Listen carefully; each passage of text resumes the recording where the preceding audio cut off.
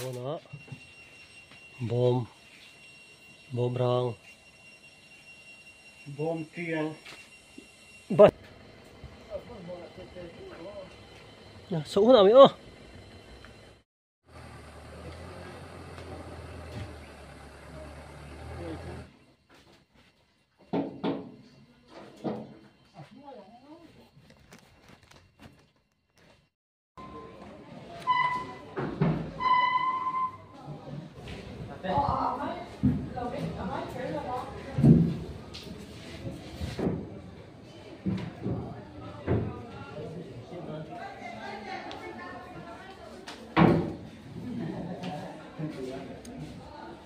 cái hiện hình thả trở đi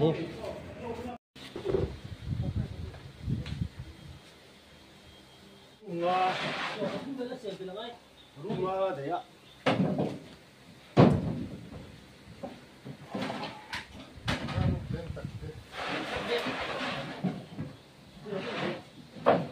São Panivera, ai, não não tem nem para tomar um banho.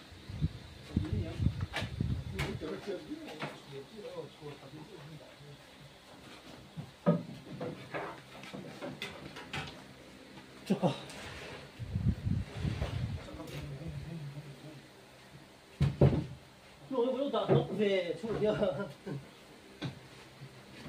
lỗi đã khôi chấm về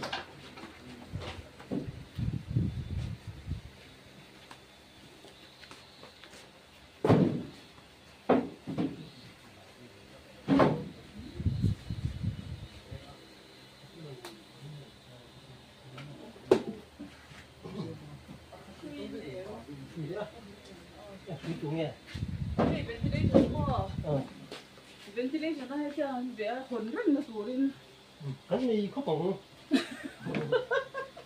khuẩn xe xoài mồm gần tôi có để có ta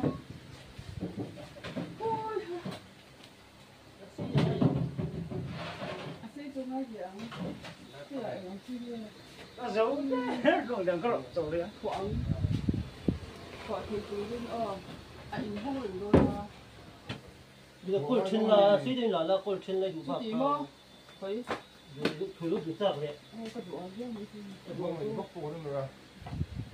ăn gì họ là ngay có thể tốt nghe được ha ở đây là biết rồi thì xuống liệu nó có tổ đấy không thì thấy nha cô cái gì cơ ở đây thì đều hết tấm thô Đây đó phát thác kia. xuống hốc nữa Ai chả rẻ sao cái gì đó ui lỗi thôi chỉ có chỉ buồn chết thôi đồ không chỉ cái gì chị xuống cái tôi mà thấy nhìn thì quá chứ chi cái có bỏ em cho người ô không chỉ có người không làm gì cùng với đủ không ai được thầy đó rồi con thế mình mang rồi chi cho nó bạc hạt khô thì bạc hạt thì ta cũng chắc chắn này cái thứ đồ chưa nhỉ không 아까 뭐 주지 이게 파마시로 와가 보컬라 플라스틱 지 파르셀 뭐 시 남겨 붙이 또 사느냐 이게 이제 거기 돈이 주지 Thì đó, nó sẽ lên rồi. 뭐 이거 뭐 Để tập bộ. Quên các cái 또 그날 막그 일단 막그 잠나 풀 뽑은 거 đi cũng một hai tháng nữa của các đồng nghiệp được.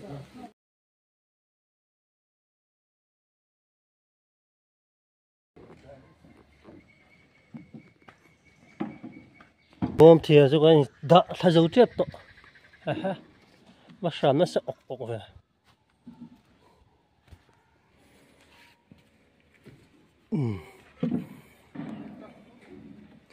bom rang đã lũ nữa bom xin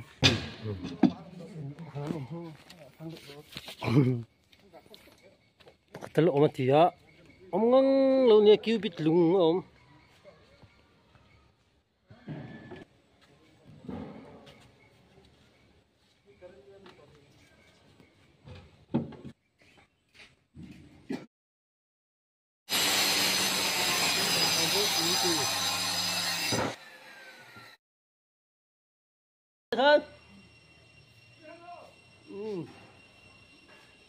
xin lậu tức ốm tổ nào quá ăn lậu được mấy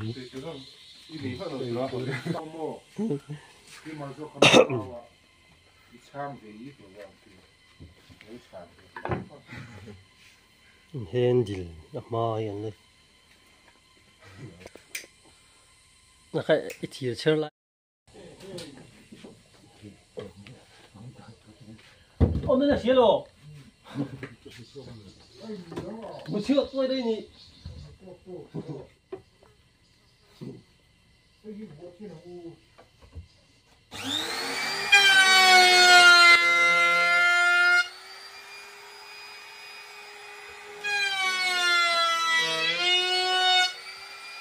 một chuột chả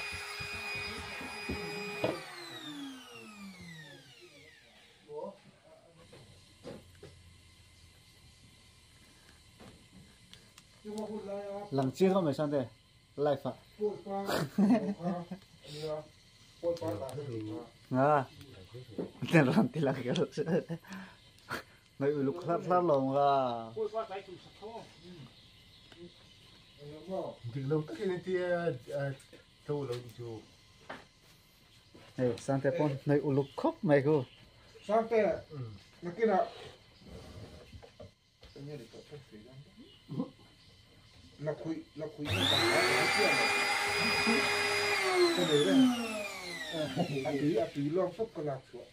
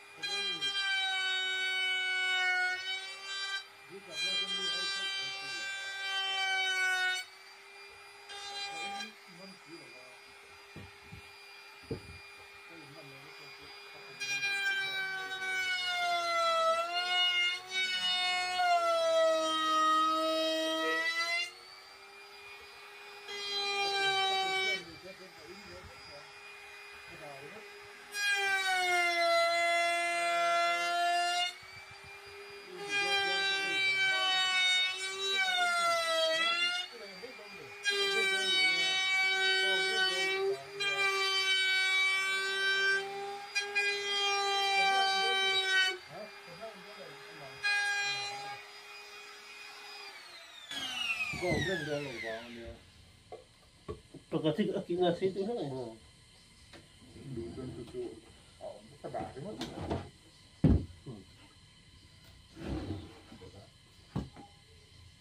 bao giờ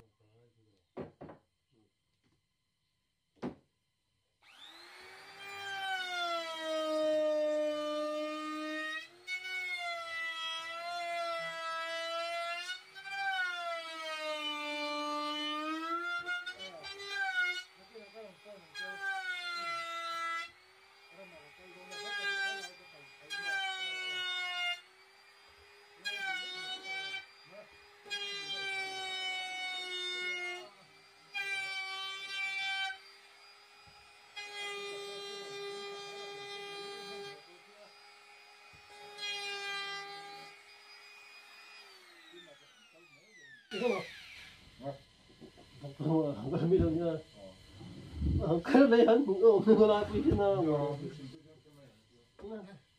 cái ví dụ rất nhiều tuổi cái tổ rồi không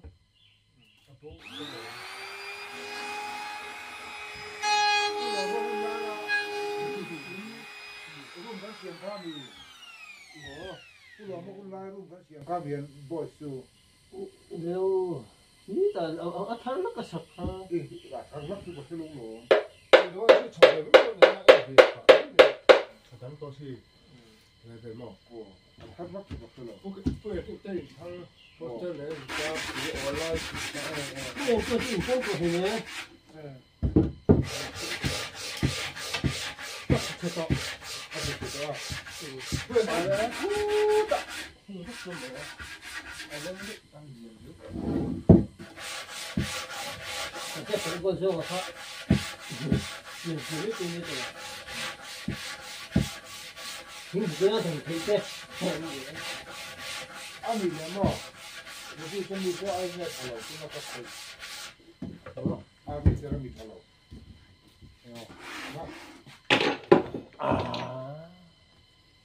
cái này là ông mình tế mà anh liền cũng khá hơn lúc với tủ ha cái gì chim không cái buổi với tủ ha nên về bạn là mua khi ta mua khu ta ya khá ba trung chu việc khá ngay đồn ta mua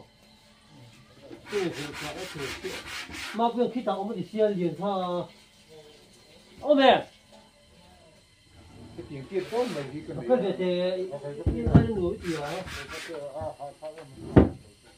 không tháo luôn chứ ồ số cái số mấy cái của mình trả lời nè mình không thấy nó có cái gì một cái phải chẳng chứ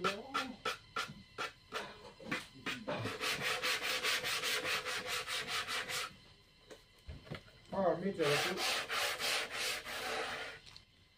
vua tan vua rồi kìa 저 몽온 하늘 오미 몽온 나 몽온 몇 통이 아니다 ôi thì rồi 아이제 되나 ông thì mà cứ mấy giờ đó chứ mấy giờ đó là phải thấy rồi cái là bên kia thấy rồi đấy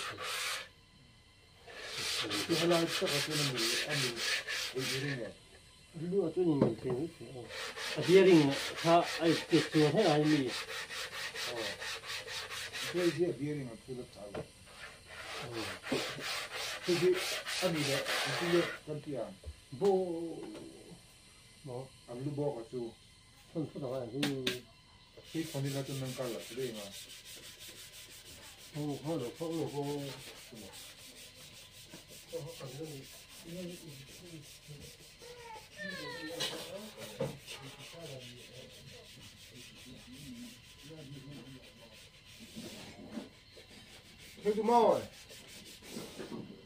Thêm tụi mồi đấy cái món gì đâu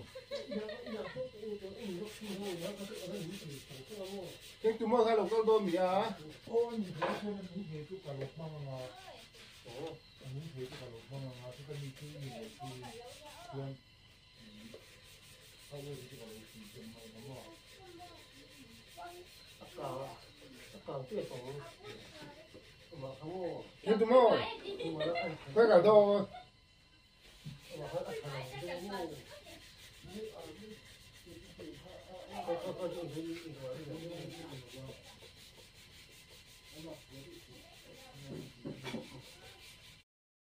thôi nó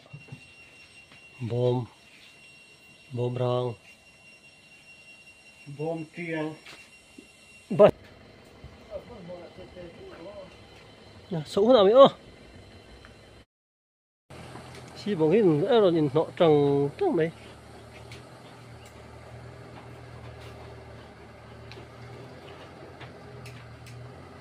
nó liền đấy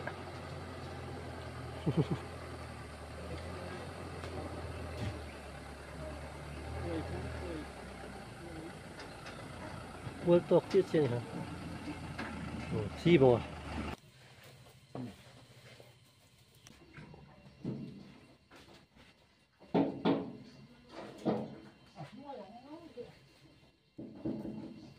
vào đây sao phải cái đó của có lúc tiếng mà hả?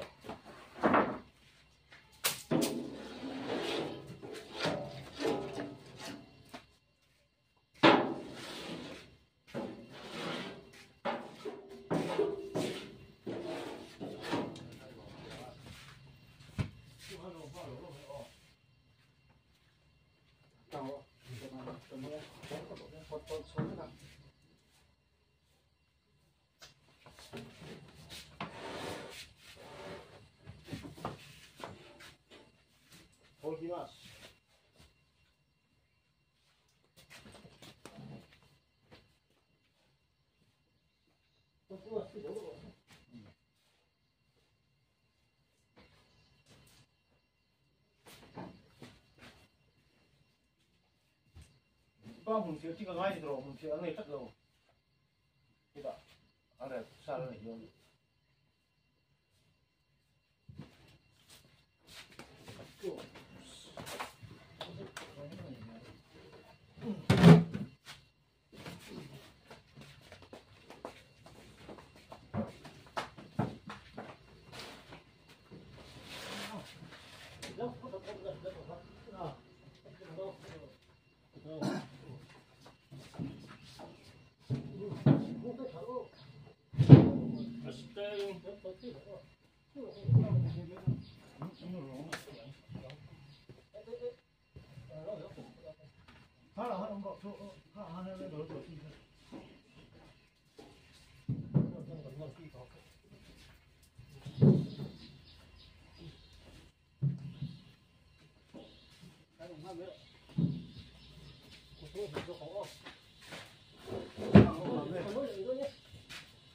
Sao mà không được?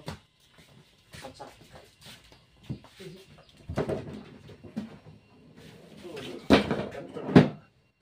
Đừng lỏng chưa? Bữa chủ lương hình với gì theo một chủ lương hình. Hình thức thì rồi nó phật lắm rồi.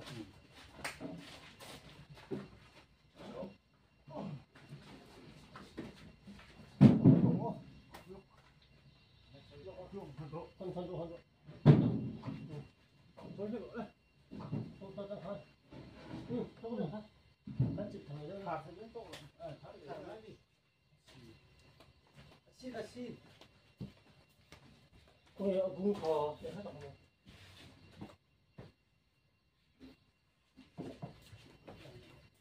Đi xuống sẽ đi của cái việc của tao. Đây là đồ đó.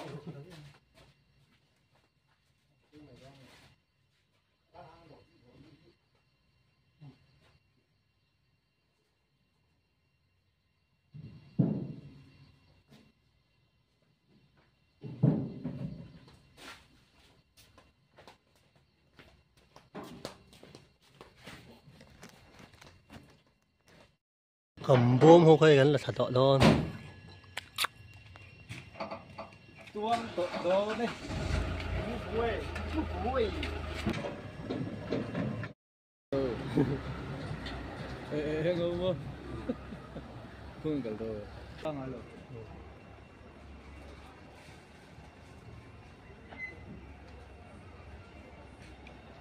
Cái phone cũng có phân sợi. Nữa. Mai là cái là. Cái cô sang thiệt hơn. Rồi sinh chia hay là gì? Số lại số. Này chụp à?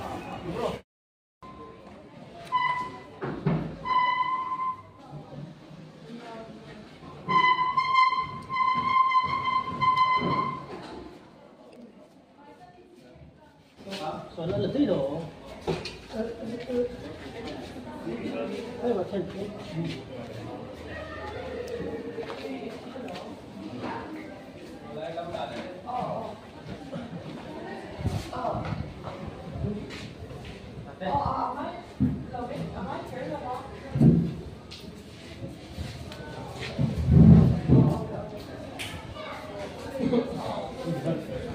Xin người đó.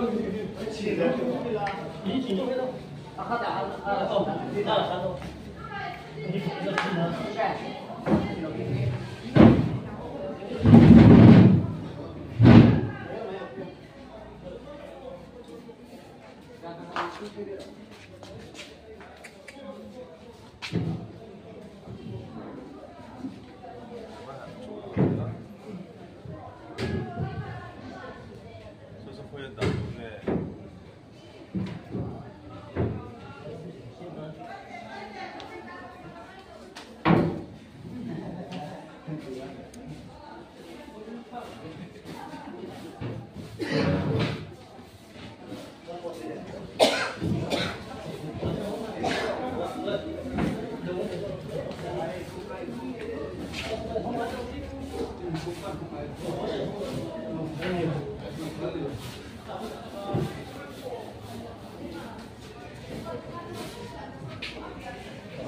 Rất lâu lại thèm.